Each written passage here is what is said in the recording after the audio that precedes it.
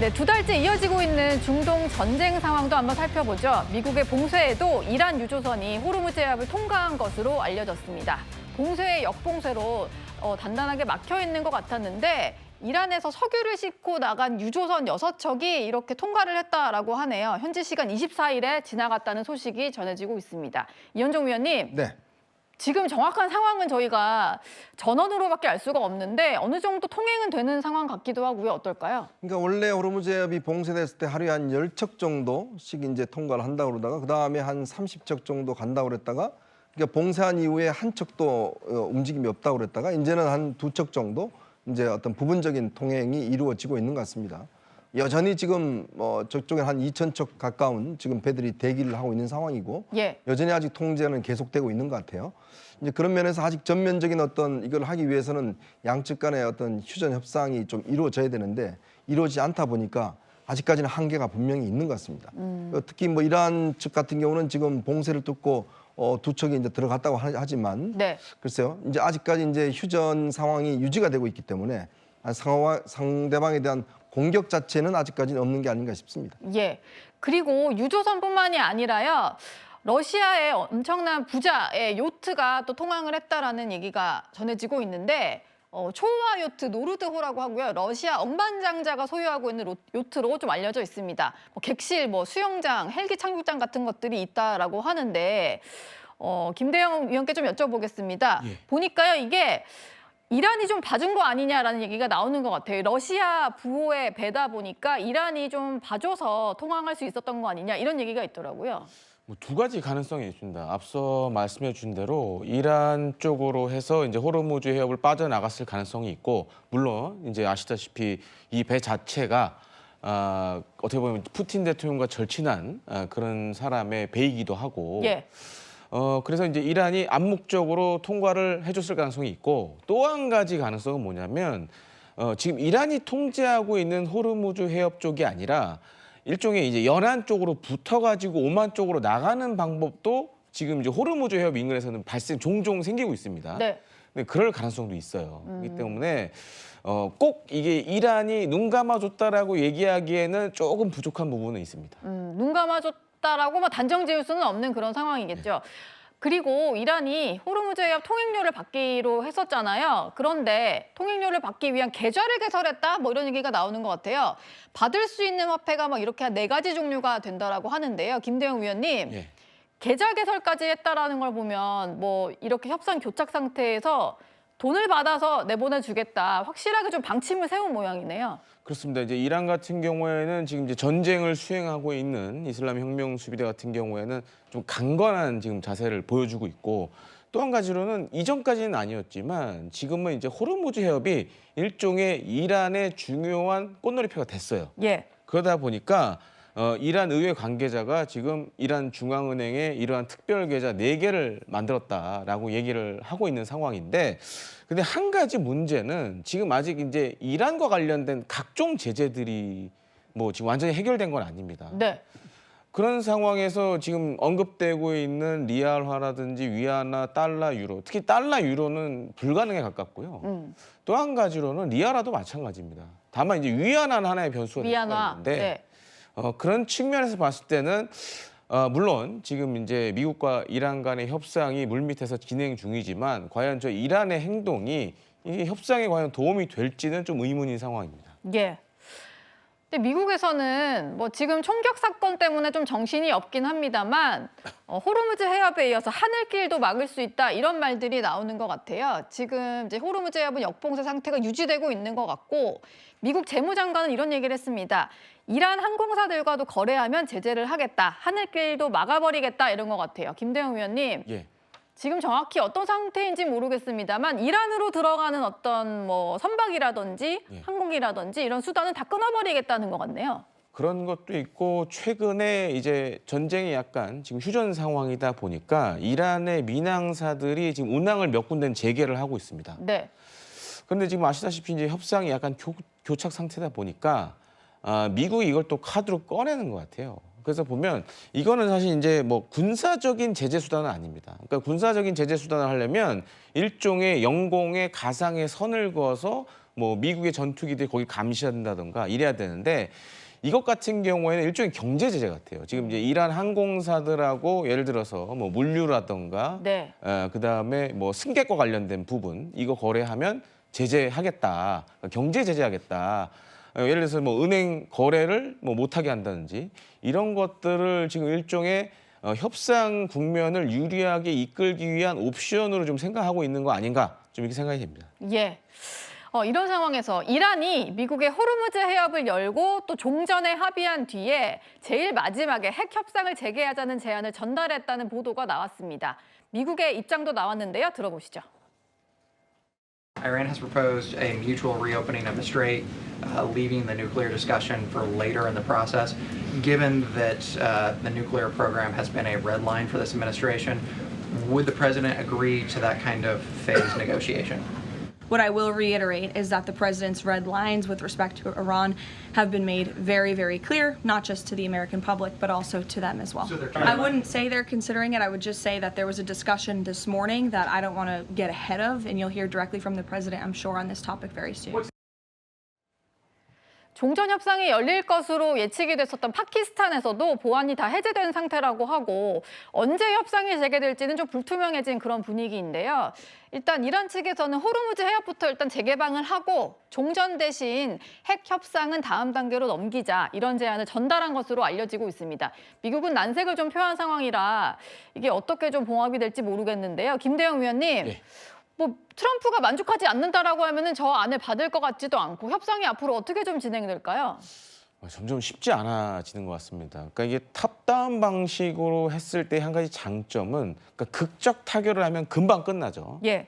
근데 지금 이게 몇 가지 안을 두고 이제 마찰이 있다 보니까 지금 이란 쪽도 제안하는 거는 일단 호르무즈 해협 뭐 나오고 있지만 재개방하고 네. 핵을 좀 미루자. 핵을 미루자. 네, 이렇게 얘기를 하고 있고 반면에 지금 트럼프 대통령이 생각하는 건 이런 것 같습니다. 지금 뭐 앞선 1차 회담에서 미국이 20년이라는 제한 조건을 걸었잖아요. 네.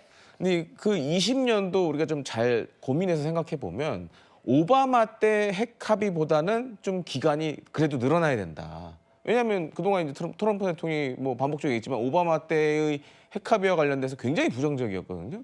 근데 지금 이란이 내놨던 안은 5년이고 그렇다고 해서 중간 15년, 뭐 10년으로 하자니 그렇게 될 경우에는 오바마 때 안보다도 오히려 후퇴하는 안이 될 수밖에 없고. 네. 그러니까 이번에 이제 트럼프 대통령이 얘기한 거는 아무래도 이란 측이 이전에 5년보다는 좀 그래도 좀 진전된 안을 가져온 것 같아요. 하지만 그걸로는 안 된다라고 지금 계속 강조를 하고 있는 걸로 좀 생각이 됩니다. 네.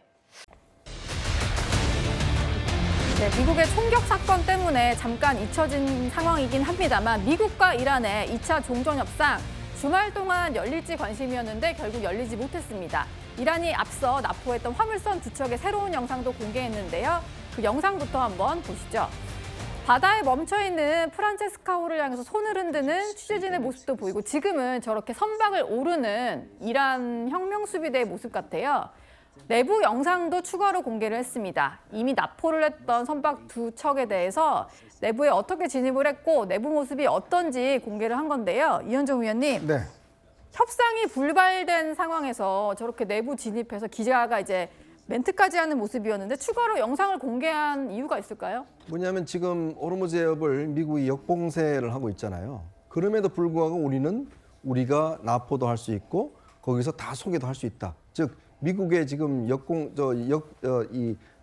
하는 것 자체가 제대로 이루어지고 있지 않다. 우리의 어떤 통제하에서 여전히 호르무즈 해협은 관리되고 있다는 것을 구체로 보여주기 위해서 제가 볼 때는 저런 영상을 공개를 한 것 같습니다. 특히 기자까지 이렇게 가서 다 소개를 하는 걸 보면 네. 우리 호르무즈 해협은 미국의 말과는 달리 우리가 다 지금 통제하고 있고 우리의 손에 있다는 것들을 이야기를 하고 있는 것 같은데요.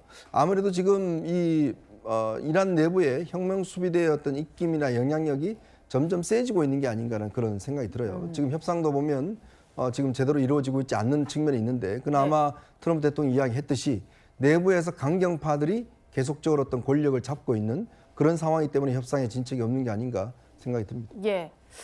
주말 협상도 무산이 됐고 점점 전쟁이 장기화되면서 협상도 교착 상태에 놓이지 않을까 뭐 이런 생각이 드는데 호르무즈 해협 상태는 그냥 그야말로 통행량이 뚝 떨어져서 발이 다 묶여 있는 상태인 것 같습니다.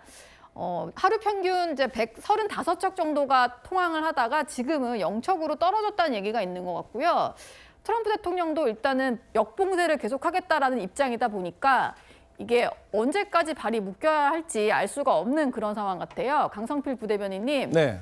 우리 정부 입장에서도 좀 속이 타들어갈 것 같은데 우리 선박들은 언제쯤 한국으로 돌아올 수 있는 걸까요? 사실 저도 그걸 알면 참 좋겠는데 지금 이란 중동 사태가 지금 가는 걸 보면 쉬워 보이지는 않은 것 같아요.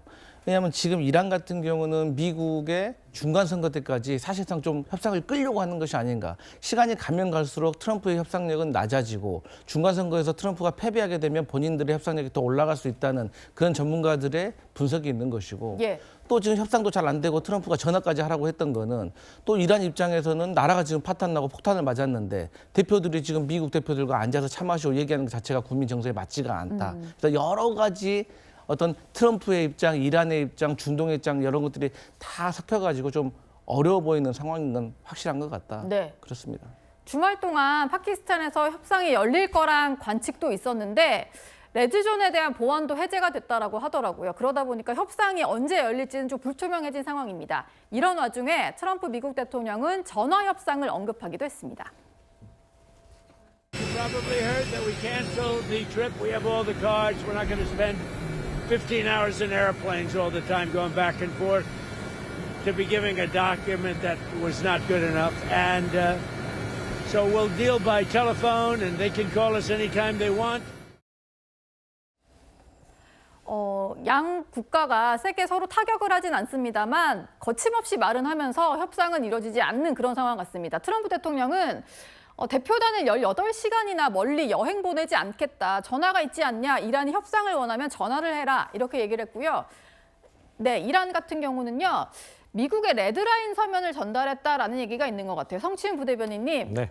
이란 입장에서도 협상의 끈을 놓지는 않은 것 같은데 이 레드라인 전달했다는 건 어떤 내용일까요? 그러니까 양국 서로가 물러설 수 없는 내용들을 전달을 한 걸로 보여지고요. 그럼에도 트럼프 대통령이 이렇게 전화도 해도 된다라는 거는 이제 원래는 지금 계속 대표단을 보냈었잖아요. 대리인을 보내서 협상을 했었는데 예. 전화를 한다. 내가 직접 마지막 최종 협상을 할 수도 있다라는 저는 메시지로 보거든요. 그렇다면은 지금 우리가 이 선까지는 이 선을 넘지는 못할 것이다라는 얘기를 이란도 했지만 미국도 했는데 만약에 전화로 최종 협상을 위해서 너네가 마지막 딜을 제안해 온다면 내 선에서 그거를 통과시켜 줄 수도 있다. 지금까지는 내 대리인들이 가서 이 선을 내가 절대 못 넘으면 안 된다고 정해놓은 얘기를 협상에 임했을 테지만 예. 나와 직접 협상하게 된다면 그 선도 넘나들 수 있을 테니 언제든지 협상에 용의가 있다면 전화하라라는 메시지로도 볼 수 있기 때문에 저는 트럼프 대통령의 메시지는 협상을 하고 싶다라는 의지를 전 드러낸 거로 보기 때문에 지금 약간 결렬됐고 서로 뭔가 레드라인을 보내고 서로 뭔가 안 될 것처럼 막 서로 협박을 하는 것처럼 보입니다만 여전히 저는 양국 모두 협상에 대한 의지가 높게 형성되어 있다는 걸 좀 볼 수 있는